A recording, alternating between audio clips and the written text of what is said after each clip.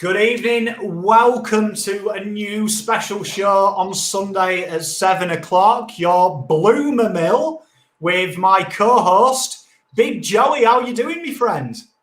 Good, mate. Good to be back. Hey, it's good to have you. How have you been since we last saw each other? Oh, same old. Still working from home. Still looking at big footy rumours every second day. No, it's been good. It's been good. It's a very exciting time for Blues fans each year, getting the build up to trades, and hopefully this year. I mean, from all reports and what we're doing with Williams and Sard, it may be that off season we've all been waiting for, mate. I mean, it could be. It looks like it's going to be a huge off-season, just AFL-wide. So, firstly, before we get into this show, and I'll describe the premise of it, a big shout-out to all the members, all you paid-up members who are running across the bottom. Without you, the giveaways, the research, the sexy little graphics we produce wouldn't be possible. A huge special thanks from the bottom of my heart. And if you don't pay, just being here, liking, sharing, watching that ad revenue, every little helps, as the old lady whittled into the sea said. So it means an absolute world to us all for your support. So the purpose of this show is each week we're going to take 3 trade rumours, not from the traditional sources. These are ones that you guys have either shared to me, messaged me, or posted in forums. And we know them people, I've got a source, I've got a friend, my uncle Gary has a dog that knows someone, them type of rumours. And we're going to dissect them and have a conversation between ourselves. Is it likely? Has it got substance? And try and give it a rating out of 5 stars. Should it be real or is it pure fiction? And the first bloomer we're going to have a look at, as it pops up on the screen, is this little gambit. So this one's very poignant and it's in the comments at the moment. And that is, my crystal ball tells me that Jordan De Goey to Carlton for a future first and this year's pick 7. So Joey, initial thoughts when you look at that rumour? I mean, De Goey's he's shown what he is as a player. His 2018 season, I think he kicked something like 48 goals for Collingwood, led their goal kicking. Played in that grand final, kicked that a couple of really good goals in that grand final. Actually, the one in the first quarter and that one from outside 50, I think at the start of the last. He's a big time player. He's got that X factor. He's a game winner. And I think pairing him alongside someone like Charlie Curnow, especially with him coming back in, it would cause nightmares for defences on certain days. As a player, absolutely would have him tomorrow. Now, obviously, he's had some off-field indiscretions. We won't touch on any of the allegations because, as you said prior to the show, between us, Pommy, he's innocent till proven guilty. We've got Carlton respects. I understand that. It could put that at risk, absolutely. But if we put that aside for now, because he hasn't been fully charged, and at this point, you can't say the guy's guilty. You don't know what his temperament's like as a person. You don't know what his personality is like unless you know the guy. Looking at him purely as a player, we'd be silly if he was to say that he'd like to come. We would be silly not to have a look at what he might cost us. What about your thoughts, Pom? I mean, it's a tough one because, I am split from a cultural background. Obviously he does come with a reputation, particularly in the media. It's not particularly positive. I do obviously think of it from a business point of view as well. Where does that leave the sponsors who at Carlton? We know they're heavily in that. So for me, what I do feel about on that is I'd imagine the club would do their due diligence before anyway making that deal and speak to that. I think as a player, I like it. I'm not too sure, though, for me, the one avenue I don't like is the 2 first-round picks. I do think that's evidently as well, that's in the media as well. That's not just this person who's posted it. I do think that's quite a big expense, but there is no getting away from this guy when he's on his day is an absolute top-notch footballer. He is. He's shown it. He's a very good big-time player, apart from last night. But, I mean, It's a tough one for me. I don't think it's definitely a position probably required. He plays in the forward line. He can float there. If you actually look at his heat map, he's almost like for like in Tom Papley. So we know we heavily chased him a year ago. You'd imagine that need is still there as well, if we're honest about our list. But for me, you've got to have them. I can see in the comments as well, you guys, it seems to be an overwhelming no. And I totally respect that, where it's coming from. For me, I'm not 100% sold on De Goey. I love him as a player. I think he's a phenomenal player. But for me, he's not someone that I would run to give away 2 first-round picks. Let's put it that way. Yeah, look, I'm kind of with you there on the first 2-round picks. The 2 first-round picks. Sorry. I think pick 7 this year is a lot for any player alone. I think he's shown what he's capable of, but he's not a Dusty that does it week in, week out, and he's not a Dusty where he can go into the middle consistently and do it week in, week out. He did a little bit last night, but the impact that he had was next to nothing. Now, pick 7 and pick 27, maybe that does get it done. And especially considering that we'd have to do our due diligence on his background and whatnot as well. I think pick 7 in our future first would be way too much without something coming back. Pick 7 and 27, it's a first and second round of this year. That makes sense to me. There's a lot of points value there from a trade perspective. So if it were the case that 7 and 27 were to get it done, I think that's around where his value should sit. And like I said previously, I think we'd be silly not to look at it. He's definitely a required player if he does decide, hey, I want to go to the Blues. I mean, someone made a comment before in the comments to start off the show, having Williams, Sard, and De Goey, those types, interested in our club shows that we're going in the right direction. And I think from that point alone, this is exciting to even be discussing the fact that De Goey's been in the news from the likes of Tom Brown linked to Carlton, because in previous years, this just would have been stuff of dreams. So this is, yeah, it's great. But I agree. 2 first-round picks is too much for him for me.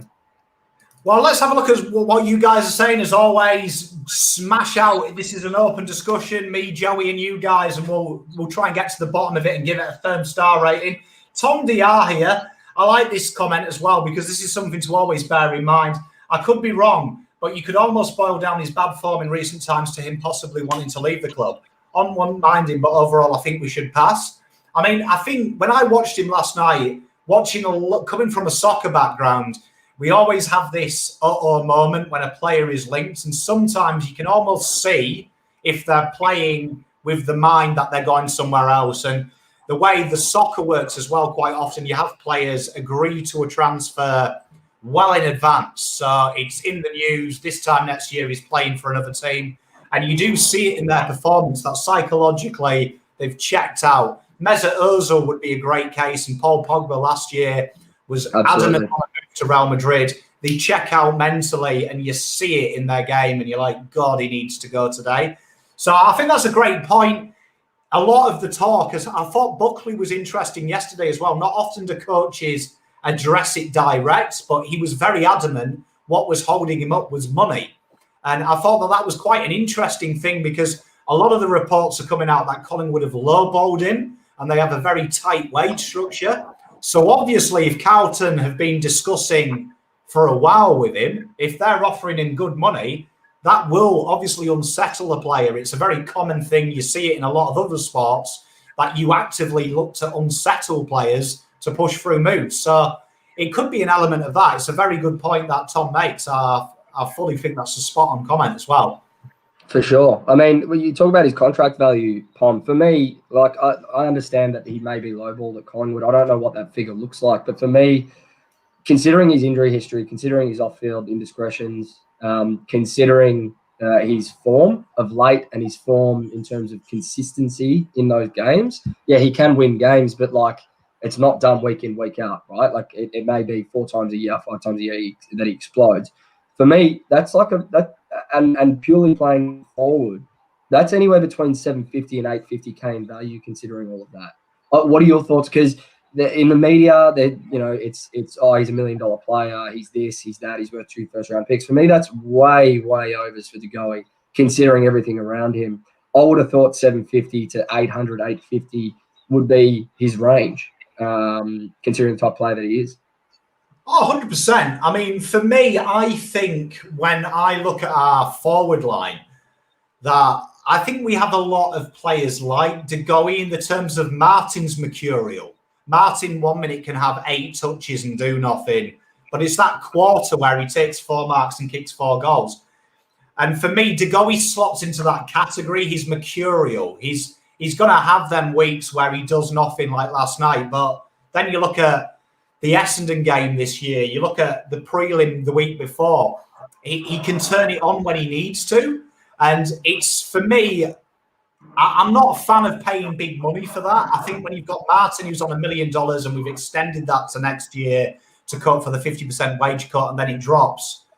I think if you're paying him more than 700k for me, that creates problems down the track. Because you've got to remember, Kerno needs re-signing, Cripper needs re-signing, Walsh will come up, Wheater he's just signed, but eventually in 3-4 years' time, he'll probably want more money because he'll be the premier A-grade best defender. So you've got to look long-term as well, that if you tie these players up too early, which, as we've discussed a lot, COVID seems to be making players ask for longer deals.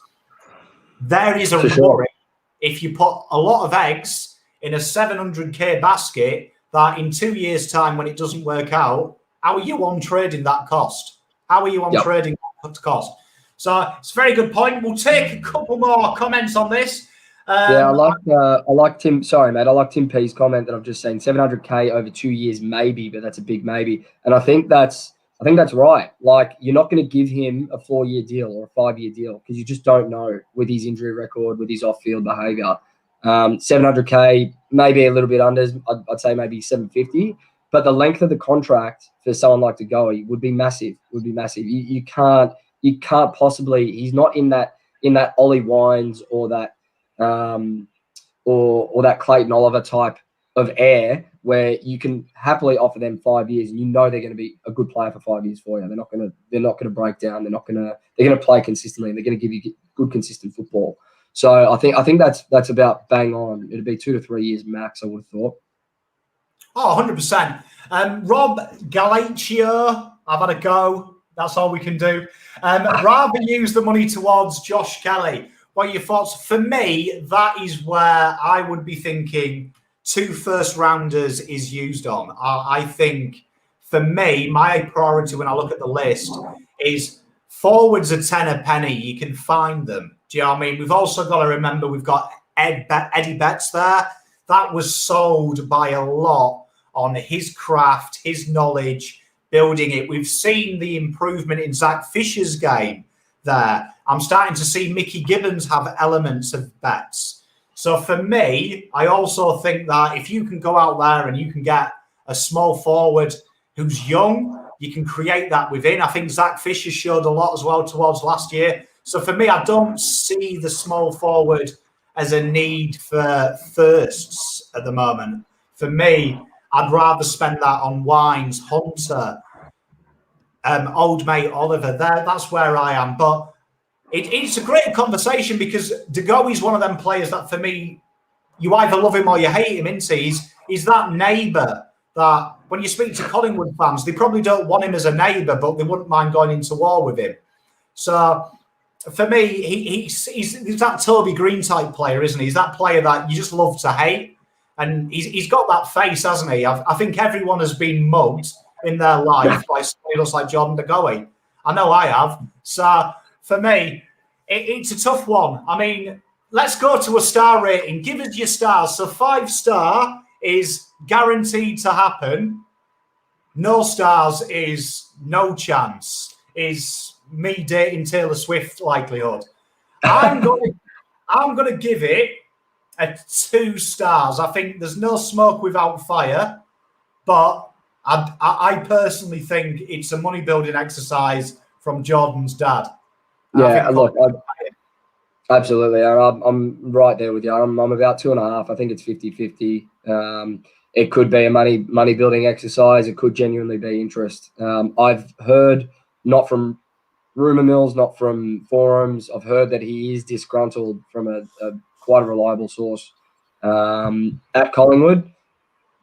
Whether it's Carlton or not, whether he leaves, whether this is all just posturing for him to go in his management, who knows? So 2.5 max in terms of likelihood at this stage until more comes out maybe this week now that they're out of finals. I think we'll know within the next week. I think we'll actually have a much better handle on whether or not this is real. Now he's out of the finals, he's got nothing better to do, hasn't he? So for sure. I mean, let's see. I mean, genuinely, just looking in, we've got no stars. We've got a lot of 2s, 1s, 2.5 stars. Skins in the city. Just because of you, Pommy, I'll give it 2.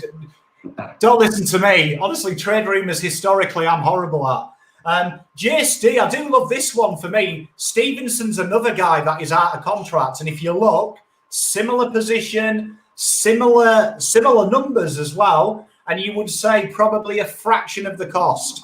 Yeah, for sure. Stephen, good Ferntree Gully boy as well. Comes from a really good family. Went to go and see a lot of Ferntree Gully Eagles play. He's an absolute jet. I do like a bit of Jada. But a lot of people enjoy. A lot of people saying it's the money-making exercise. But for me, I agree with Tim P, and I think Tim P here has hit the nail on the head. Regardless if we like De Goey or not, as he said earlier, really good to see blokes interested in coming to us. And it is actually good to analyse these rumours and actually hear players like Sard and Williams go, Carlton's the place I want to go. That to me says we're in a real privileged position that we can even have this debate of do we want De Goey? Because 2 years ago, I think even court case or not, you would be like, yeah, please. Give me someone. Absolutely. So for me, we're going to confine it. Official verdict: 2 stars. 2 stars. That's about right. Okay, so as always, guys, just keep throwing it because we'll look at your questions. We will be answering some. We're doing a 10-minute Q&A at the end. So if you've got any other rumours or anything like that, just throw them across and we'll discuss them. But the rumour 2 is what we're dubbing the menage or banter. So a little play on words there. Now, this rumour came in, and this rumour has been everywhere. I have been personally emailed this about 50 times. Absolute lot of times. And I'm going to read this out because it's an essay. A lot of work went into this rumour.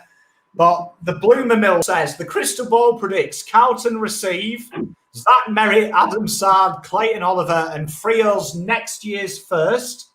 Melbourne get Brayshaw, they give up Clayton Oliver. Freo get Cripps, they give up pick 10, 2021's first, and Brayshaw. Essendon get pick 7 from Carlton, pick 10, and give up Merritt and Sard. It is an absolute whirlwind, a whirlwind of a trade. This trade took me about 25 minutes and 4 cups of tea to calm down from. But, Joey, and the audience, initial thoughts of this trade rumour doing the rounds. And keep it friendly because someone's obviously put a lot of time in to come up with this. Roald Dahl took 5 years to write the fantastic Mr. Fox. So, impressive lunch break, this. Yeah, look, I mean, we all love putting our hypotheticals together. If you look at this and you split it out individually, it kind of makes sense. Like, I get where this person may have been coming from. But when you look at what we get for what we give up, that's probably where it stumbles. Like, we're giving up Cripps, who's had a very, very poor season, and pick 7, which could potentially get pushed back to like pick 12, 15, 16, depending on how many academies get taken. And we're getting Merritt, Sard, Oliver, and a future first in. Like, from that perspective, it falls down. Like, I think, like I said, if you break it down individually for each team, taking us out, it makes sense. But then for what we're getting in is ridiculous. I mean, Merritt's out of contract next year. Sard's out of contract now. So I understand that there may have been thought there that you could get them a little bit cheaper as a package if they're disgruntled. But then you throw in Oliver, who's going to command 2 first-round picks on his own, regardless of whether Cripps is in this deal. Or regardless of whether they get Andrew Brayshaw. Like, Oliver is, as good as Andrew Brayshaw is, he's in his second season. Oliver has shown what he is over a much longer, over a couple of extra years of time. Oliver for Brayshaw just wouldn't happen straight up. There'd need to be more picks involved there. It is a blockbuster trade if it were to come off. And I think the biggest thing here is that if we were approached and it was so Cripps is, and I know you're going to speak a little bit more about this from yourself, but Cripps is our captain, right? And there's so much emotion around Cripps staying, so much emotion around Cripps being a one club player. He's going to stay. He has to stay. He's a Blue through and through. I get it, right?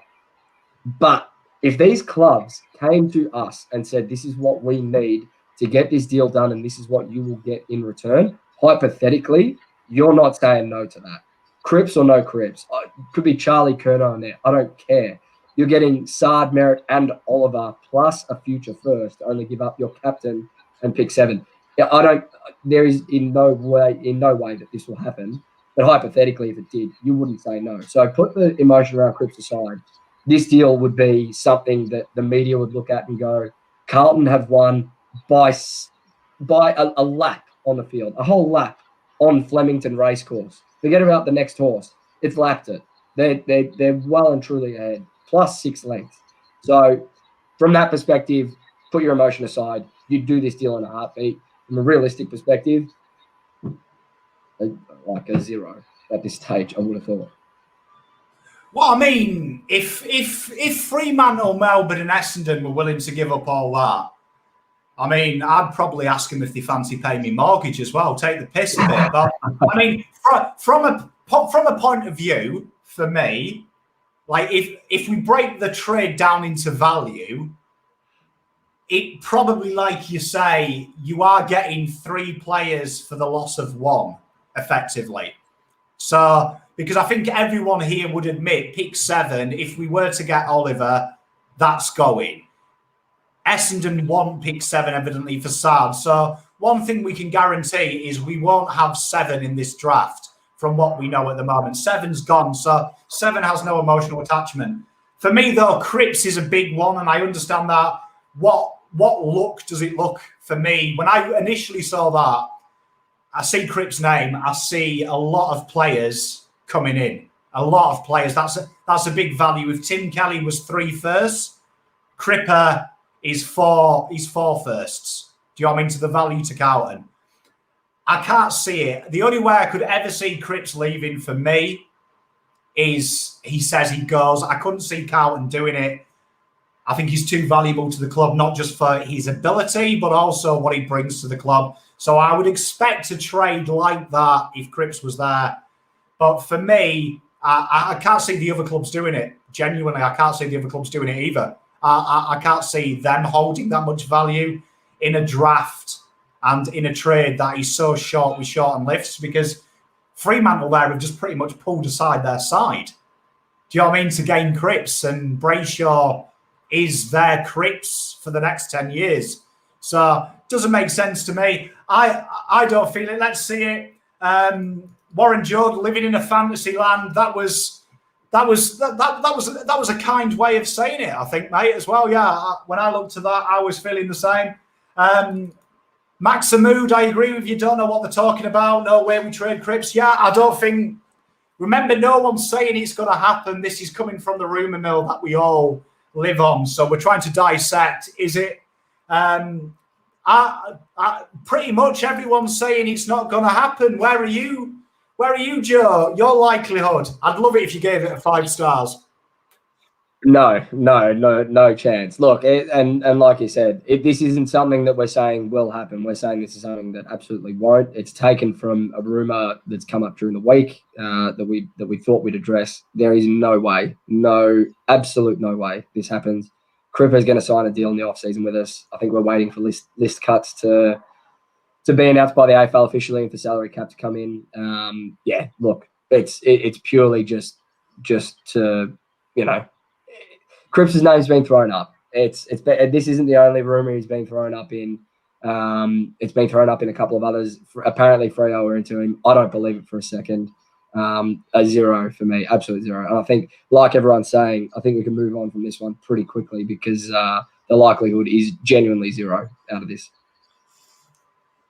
Yeah, I'm giving it. I think you've got more chance of Fev coming out of retirement and starting at centre half forward round one than that trade even being offered, let alone accepted. So I'm giving it a fat zero.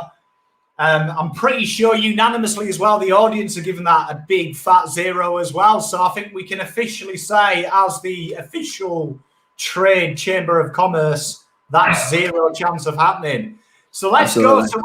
to rumor 3. This one actually comes from an Essendon fan. Pom went rogue in the week and got in the old Essendon train, and Essendon want a forward and are willing to swap Adam Sard for Mitch McGovern, and we're calling this Big Mac and Sards.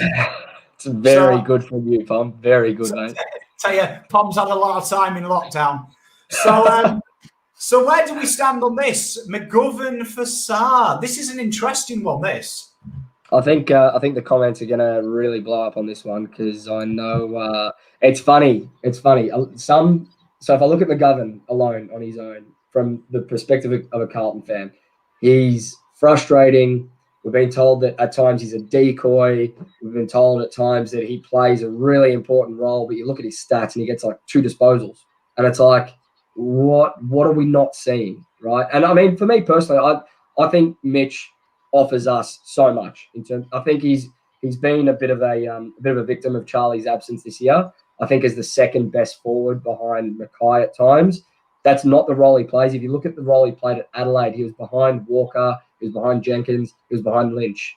So he was essentially their 4th best forward, which is where he did his best work.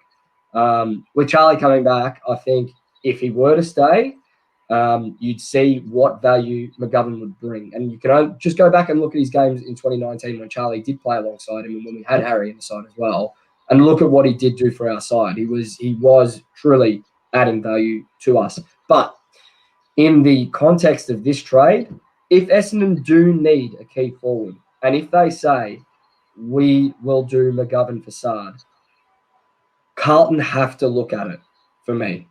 Like, I know we like to go with this 3-pronged tall attack. Charlie coming back next year, that's the mindset that we're going to have. But aside from McGovern, if it fills both needs, it allows us to keep pick 7. Sorry, I'm used to saying pick 1 because we've had so many spoons over the years.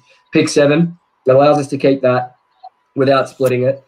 It gives them what they need, gives us what we need, and you move on. There's no preseason draft talk. Contracts just get handed over between us and off we go.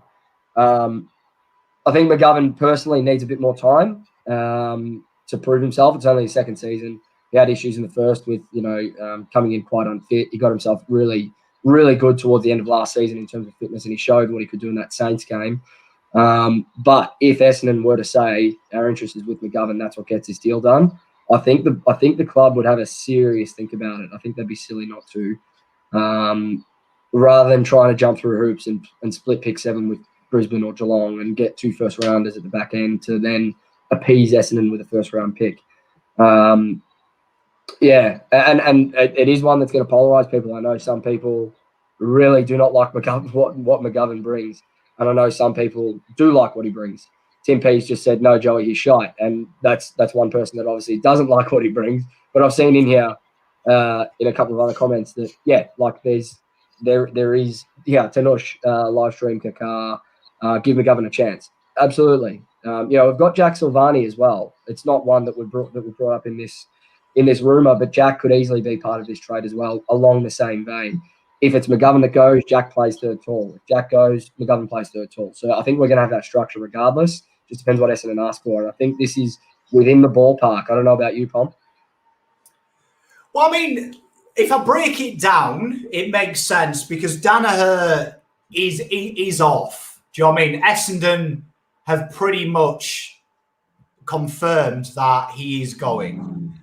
Do I think, though, for me, the one thing that holds me back is the wage issue. Would Essendon, because he's obviously on more than what Sard is, would Essendon be willing to take that pay on for a start?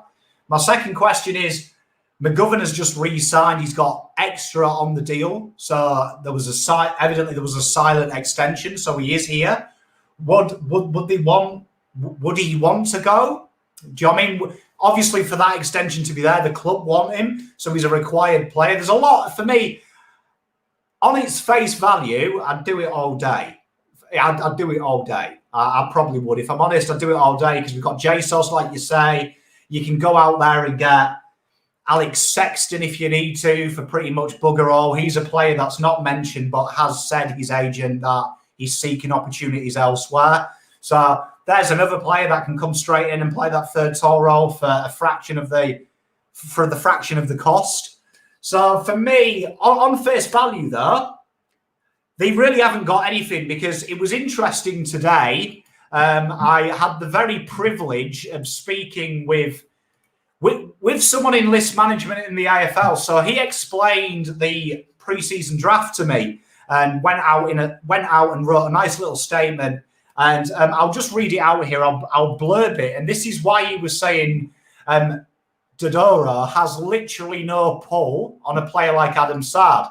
So he's gone on to say here that a lot of people think that the preseason draft is very similar to the AFL national draft, that you're basically at a lottery of who you get picked up. However, what happens is these players can nominate area if they're willing to play interstate because they are senior players. He said pretty much it is the AFL's way of keeping player welfare in check. And I can assure you that if a player says they won't move interstate, no interstate club would ever draft him because it would be a risk of $700K over 5 years. He also went on to say he's been involved in 2 preseason draft cases and said that in preseason draft cases, quite often you'll negotiate with a player who asks for $400K, but sets his asking price in the draft for more because now he has all the say. So he was saying to me there that pretty much now that if he was involved in this, he would know at some point towards the last couple of days, you're going to have to do a deal for Saad. Once it gets to them last 2 days, and he was saying that what he would be looking at now if he was Dodoro would be hoping someone else comes in for him. And in this trade period, Carlton delay, North Melbourne launch a last-minute bid, and hoping he can turn Saad's head to another club. So for me, that would say to me that with this deal, Dodoro knows he hasn't got much in the cell. So I could see players being used as steak knives in this because I would think Carlton, with all the names we're being linked with, won't be looking at pick 7 for Saad. I think they will be looking a bit like my video last week. I think they will definitely be doing something like trying to get 7 into 2 other picks. I could even see Carlton using Brisbane and the Danaher deal as a kind of intermediary, if you will, as well, to try and maybe help that. And that would make sense as well with the Saad thing. But for me, this trade in general, if we're talking about that, I can't see it. For me, for them reasons said, Teague's relationship with McGovern, they worked very hard to get in. I do think he does a lot of things off that help that. And I do think when I look at McGovern's game with Curnow next to him, I think he plays Curnow's role at the moment. A lot of working down the wing, which I don't see as him when Curnow's there. I think that's Curnow's job. And I think Curnow will take that over because we know he's good at that. And I think McGovern will play more central where he can impact the game. Let's not forget when this guy has set shots, he does do well. But I don't see it for me. I really don't. I don't see it as any validation. I think I agree. It's wishful thinking, I think. I mean, I'd probably do it. Yeah, but I can't. Let's see what. I even asked an Essendon mate of mine whether or not they'd do it, and he laughed. So I think McGovern, in terms of trade value, is up to where Saad's at. If they were to approach us and say straight swap, you'd do it in a heartbeat because the value just doesn't equate. There's a couple of comments here that I've seen. Matthew Jareb, we've seen when we're playing well, it's typically when Gov is playing the conduit role between the midfield and the forward line with his ball use, which is what you were just saying there, Pom. And absolutely, I think in the Geelong game earlier this year, he showed what he can do when playing that role further up the ground. I think he hit like a 50-metre pass to Eddie that just hit him on the tip. and it was like over the top, like direct goal assist. He's done that a few times. Jesse Worthing, they also need a big-bodied mid. I like what Kennedy brings, but it seems he just can't stay in our best 22 for whatever reason. Maybe Kennedy can play a part of the deal. I agree, but we'd have to bring in a big-bodied mid if you're going to get rid of Kennedy. He's cover if someone like Setterfield goes down. He's cover if someone like Curnow goes down. If you don't bring in another big-bodied mid, Kennedy can't be part of this trade. And to your point, Pom, Essendon for me don't have leverage here. We were speaking during the week. I think we just offer him pick 27 and say take it or leave it, because with the restrictions around the preseason draft and the fact that in the history of this competition, no player that's walked to the preseason draft has gone to a club that they don't want to go to, I can't see how Essendon have any pull whatsoever. Yeah, you might be able to split pick 7 into 2 later first so that there's not that posturing and back and forth where there's bad blood.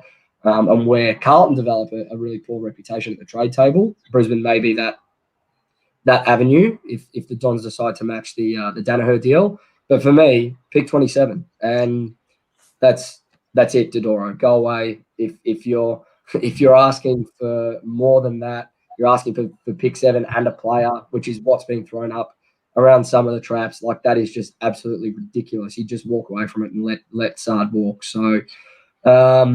Yeah, I like the discussion in the comments. There's a lot going on here. It's good. So what we'll do throw in your rating, 0 to 5% star chance of happening. So where are you going with this, Joe? What are you feeling? Yeah. If we're looking at Sard versus McGovern, again, realistically, I think there's 1 star, because I can't see Essendon with Adrian Dodoro there asking for this as a straight swap. I think he would realize that the value there just does not equate for Sard. So it's a 1, but, who knows? Who knows? The fact that they don't have leverage, the fact that they do need a key forward, maybe. I'm giving it 1.5. Yeah. I wanted a point. I think it could be, for me, the way I see it, the longer this goes on, the more desperate they'll get. But I just can't. I can't see it for the life of me. I mean, I can't. Let's have a look. My man, Ari. Thank you. Ari. Very good, Ari. That's spot on to what we're saying, mate. That's 4.5 stars that start. Sard's coming. Give it 5 stars, Ari. Don't sell yourself short, mate. 5 stars that will have Sard next year by some way or another. 0.5 that McGovern is the trade value. I like that. It's good. You know what? Let's do this. Brendan says, I reckon he'll go to the preseason draft.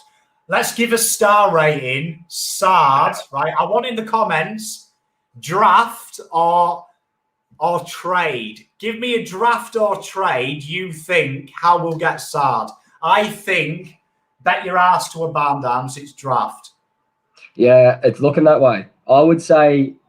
I'd say right now, based on word sort of making its way around the grapevine that Dodoro's asking for way too much, and the fact that Sard's agent sent that memo out to the clubs, basically saying if the trade's not done, he'll walk and he'll refuse medicals at your club.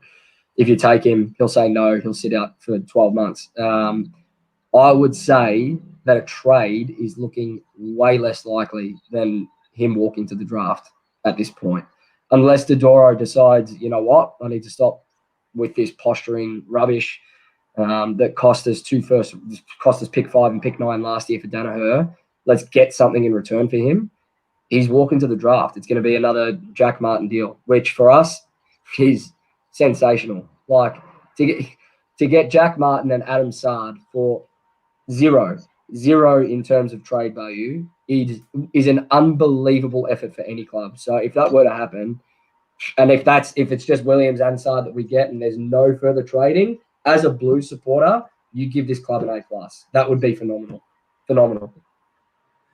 Well, I agree with you. We've got everyone's kind of split on this. The split on this. We've got Terry here saying fuck Dodoro. Yeah, I agree, mate. I agree. I did a video in the week. A lot of questions about is it a risk in the preseason draft? It's really not a risk, because you've got to think that if he was 650k and he's set a 5-year term, that is a long time for someone to take a punt on in a list where the lists are cut.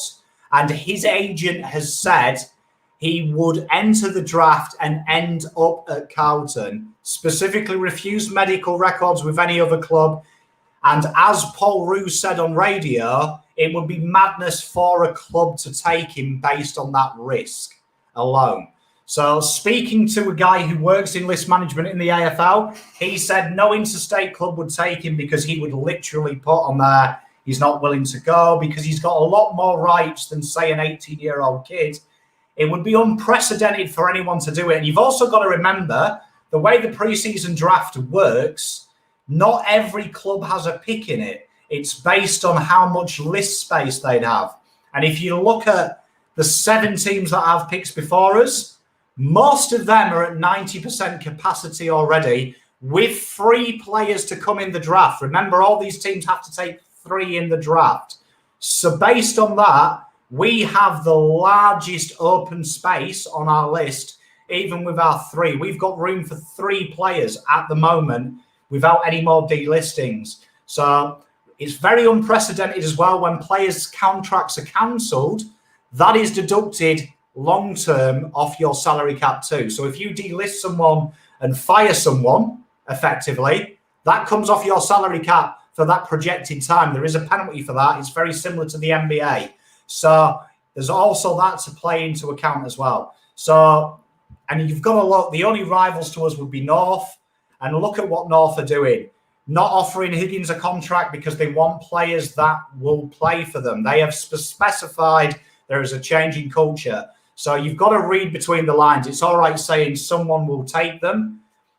Hawthorn won't. They've never taken a player that has ever not shown interest. They've actually pulled out of deals when they're in competition, when players haven't said them.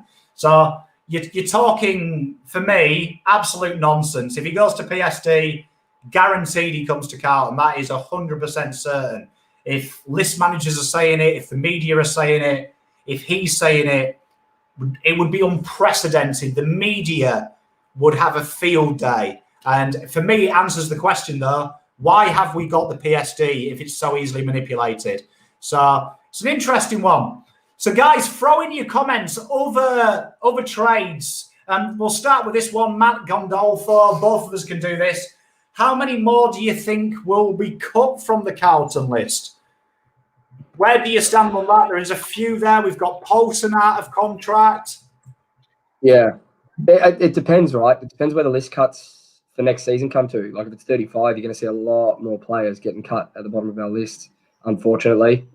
If it's 40, maybe not too many more. I think maybe Poulsen and Moore. I don't think they got. I think they got through in the first round of cuts. I'd say if anyone, probably those 2. But it's going to depend on the list sizes for 2021. I can't see anyone else being cut at this stage. Even Poulsen, like, for whatever reason, Teague obviously has some sort of belief in him. He played him in 2 or 3 games. So, that's where it's at. He may not actually get cut. So I think those 2 are probably the only 2. Yeah, so Black Carrot donated $5 a little earlier. We did miss that within our discussions, and asked about JSOS. Look, yeah, JSOS is I mean, you might want to speak to this as well, Tom. JSOS is unhappy from what we've been told and from what some of the rumours do say. I understand the Silvani name is synonymous with the Carlton Football Club. Seeing him in an Essendon jumper would break my heart. It would break everyone's heart. But if he's unhappy, if he could be part of a trade, this is where, and it's something that you bang on about so much, Pom. We're not ruthless enough in football, in AFL. We're not. You look at EPL, look at NBA, Chicago Bulls. 3 seasons ago, my team in the NBA traded away Jimmy Butler and pick 16. We ended up getting Zach LaVine, Larry Markkinen, and Chris Dunn in return, essentially. That was ruthless at the time. Jimmy wanted out. Jimmy is now playing in an NBA Finals, 2-3 down to the Lakers. He just had a triple-double and won the game for the Heat. It's ruthless. It has to be ruthless. It's sport. I love Silvani more than anyone else. I think he brings so much to the side. But take the Silvani name away from it and just look at him as Jack. If he doesn't want to play for the club, he's gone. He's like any other player that would come out and say, I don't want to play for Carlton anymore. If it was any other player, every Carlton supporter would say, go then. And if you're not saying that, then you're not ruthless enough, unfortunately. And if we want to take the next step, you need to be ruthless. You need to take the emotion out of it. So if Sauce wants to go, if Essendon are interested, unfortunately, it may be what we have to do.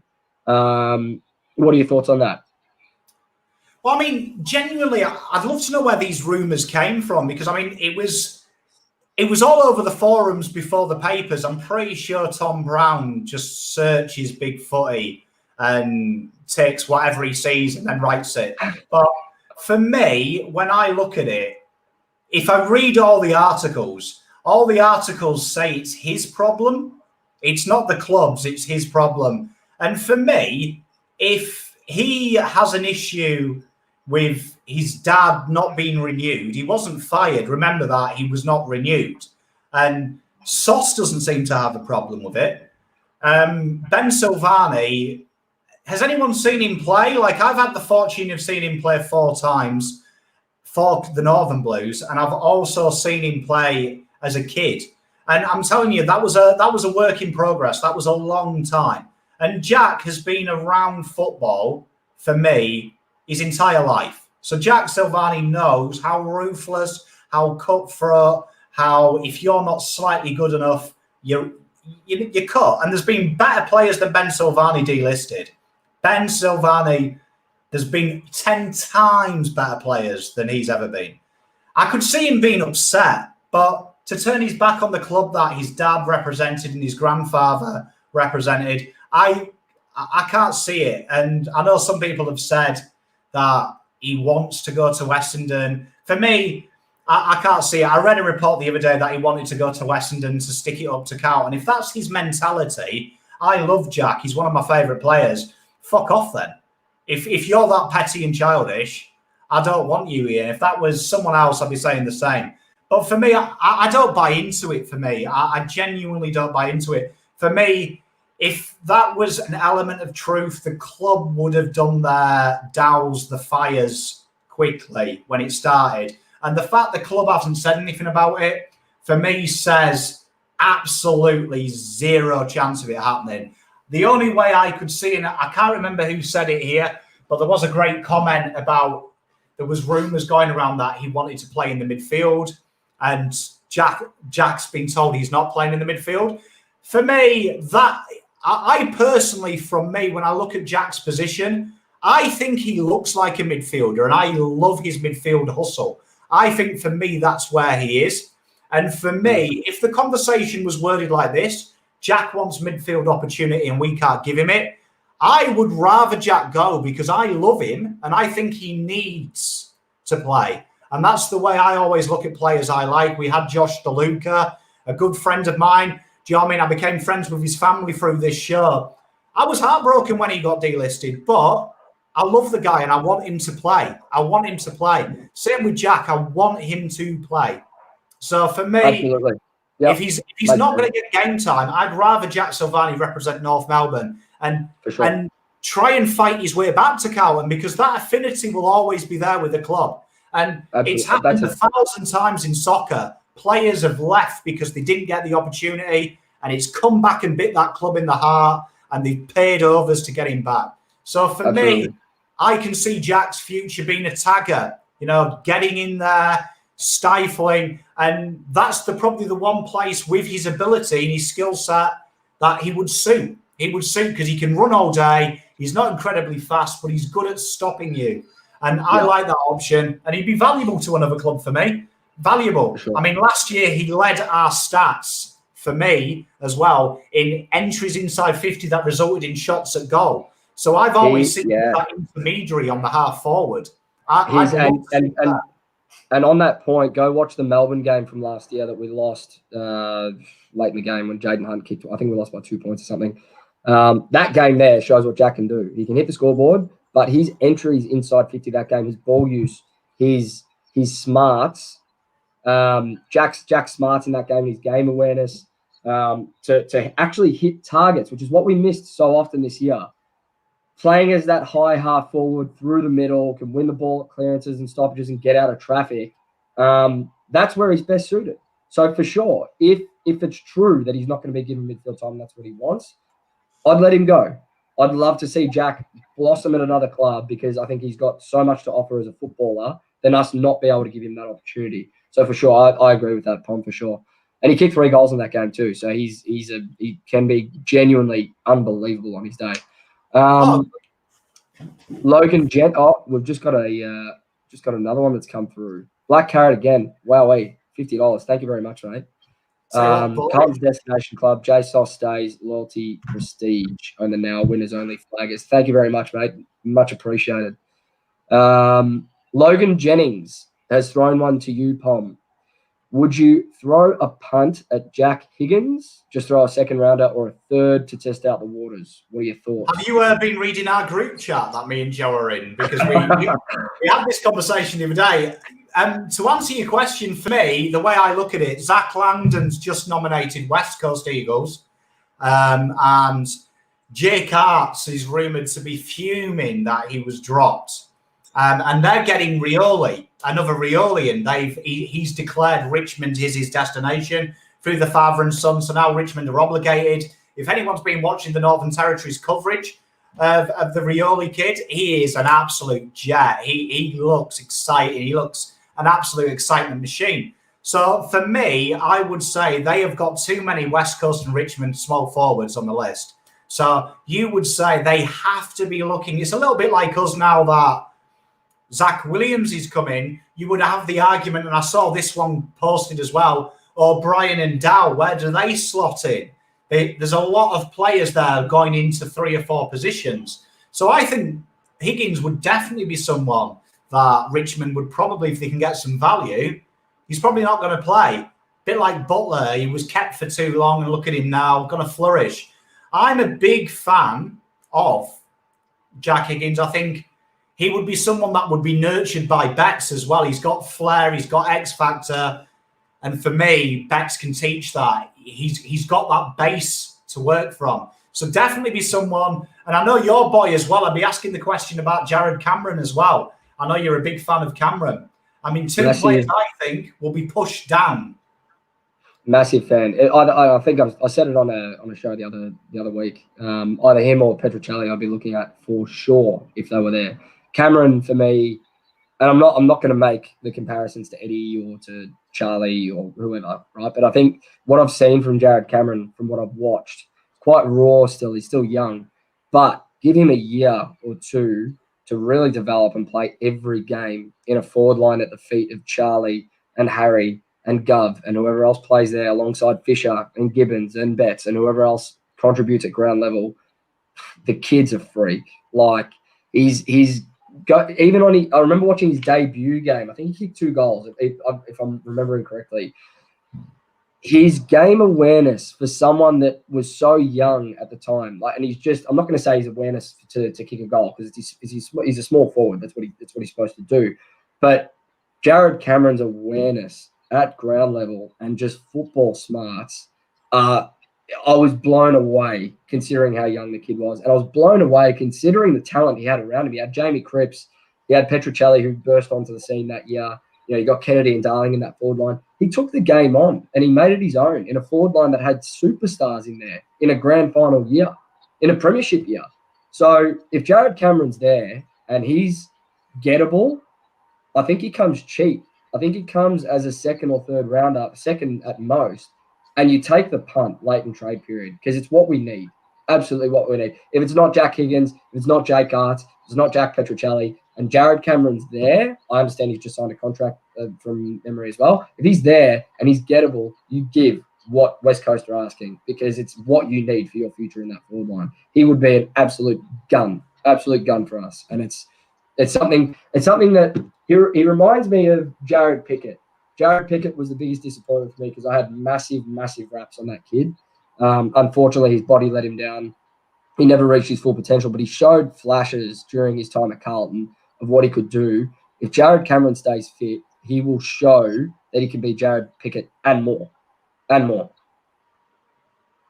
mate, I'm with you. I think with Higgins as well, like you think natural talent. Cameron as well, natural talents. These guys have got natural talents and they've already shown something. So for me, when you're drafting one of these smalls, very hard. Like Pickett was marvellous in the juniors, but probably didn't have that committance to stay fit. With Higgins and with Cameron, you know that. You've got a bit of a CV that says these guys have stayed relatively fit. They've worked hard in training. We've seen how they've adjusted to an AFL environment. And then I think when you add like Higgins and Cameron to and Eddie Betts, now let's not forget, Eddie Betts is probably not going to have to babysit these people, but the tricks of the trade that you're starting to see from our players that Eddie has, like how many times have you seen this year Zach Fisher do the little show you the ball and the spin round? That's straight from the Eddie Betts playbook. So Jack Higgins is already a tricky, elusive customer. He's going to learn more tricks on top of the tricks. And I think Eddie Betts has got similar personality to Jack Higgins as well. And it's all about creating that camaraderie, isn't it? As well, forward lines, they have that camaraderie. And I think it would suit the bill. For me, it makes sense because it's funny. When we did the end of year show, and I see all the names in the messages, we always said that small forwards was the area we wanted to focus on. Getting another small, getting an Eddie Betts replacement to complement the talls. And for me, it's funny we haven't been linked with one yet. Yeah, I do find that weird that we haven't been linked. I think it's only. I think we haven't been linked at this stage because we've got other priorities. Obviously, we had Williams and Sard, first two off the rank that we wanted to get done. Another midfielder is obviously next cab off the rank. If the midfielder doesn't come through, and we've got 2-3 days left in trade period, there will 100% be inquiries into a small forward. I'd be shocked if there wasn't, considering that Papley's off the table as well. Josh Cleves has said Dow for Higgins. Dow's brother plays at Richmond, makes perfect sense. I think so, but I think we probably need to give a little bit more, unfortunately. Paddy Dow, I love. I think he showed so much at under 18 level. I understand why we took him at pick 3. But since he's come to the AFL, other than his first year, he's regressed so much, and it kills me because I absolutely love the kid and love the game that he plays. And maybe down like a third rounder, for instance. Jack Higgins. For me, Richmond are one of the best teams to trade with. For me, when you look at Richmond, they have never overvalued their players, and when players have indicated they want to leave for pastures new, they don't genuinely stand in the way. Particularly in recent years, they've been very good with the turnover of youth. So for me, I could see that being quite a late pickup because one thing you watch what they do is they back themselves with these draft picks. Absolutely brilliant for me. Well, we are at an hour. We've gone over time. It was meant to be 45 minutes, but when Paul Horse, he just gets involved. It's absolutely brilliant talking to you. What I would love you to do is please smash. You can PM me personally, PM Joe or Blue Abroad. PM me any rumours you do see, and we'll discuss them. 3, we'll pick 3 at random. They can be funny, they can be serious. The aim of the game is we just try and have a serious conversation about them.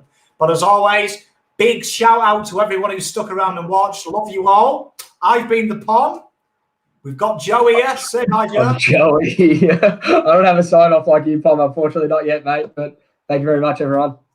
And we'll see you next time. Thanks very much. Love you all.